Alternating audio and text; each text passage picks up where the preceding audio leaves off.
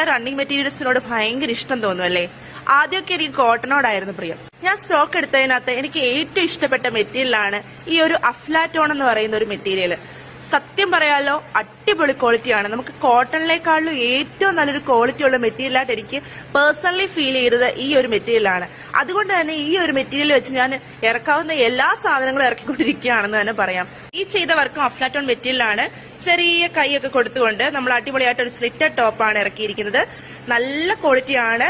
Light weight ആയിട്ട് നമ്മുടെ ബോഡിയോട് ചേർന്ന് കിടക്കുന്ന മെറ്റീരിയലാണ്.